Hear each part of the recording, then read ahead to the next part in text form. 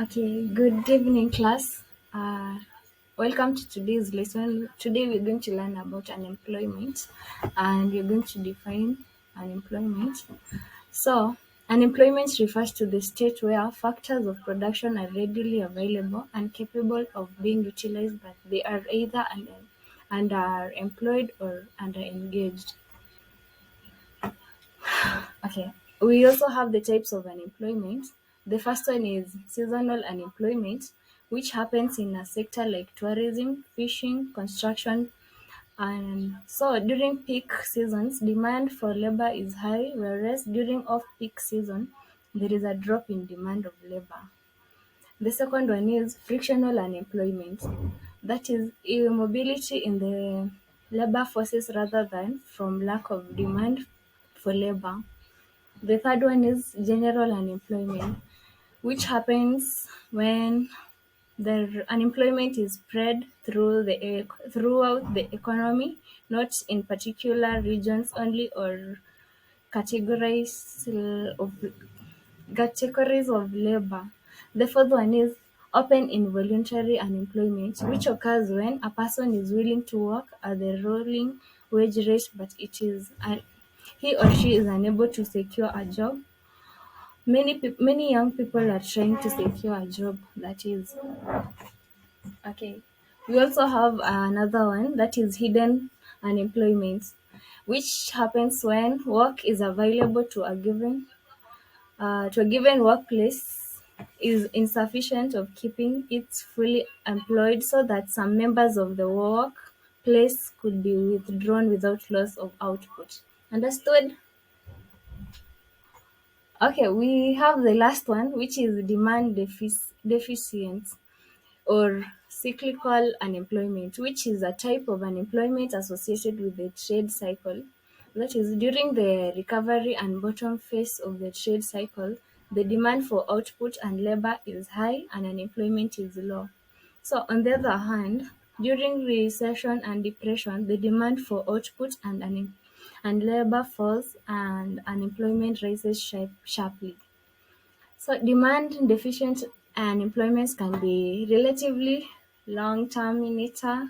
However, it can bear a day up by demand management policies. Okay, understood? Okay, we also have the causes of unemployment, which is rapid population growth, higher population growth with limited resources causes a mismatch, which leads to unemployment. The second one is seasonal agriculture. It depends on seasons like during sowing and harvesting, people are employed and post harvest they remain unemployed. Also, there is limited land. Increased population growth leads to insufficient land usage.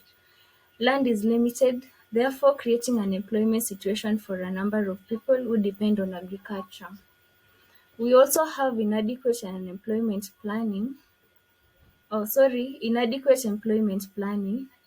which in which the government does not plan for employment inappropriate to the increasing population growth. We also have defective education. Before, a new curriculum education was degree oriented and it is applied only in the classroom leads to unemployment since they can not employ themselves. Okay. To add on those points, we also have backward agriculture method. Following all methods of farming, hence cannot feed probably properly the produce of the farm. This leads to unemployment. Understood?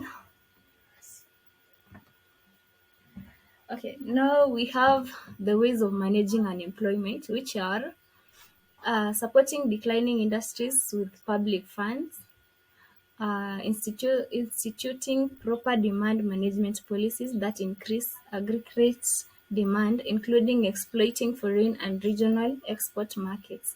This can be done by increasing government expenditure, cutting taxation, or expanding the money supply.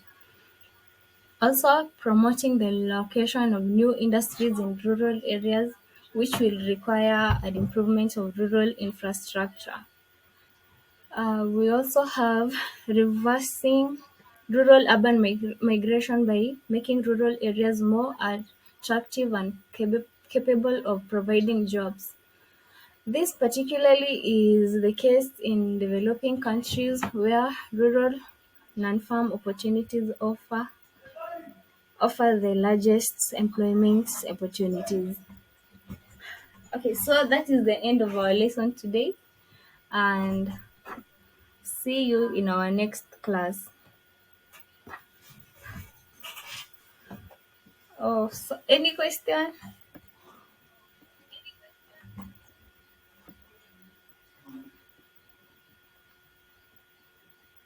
Silence means you have all understood. So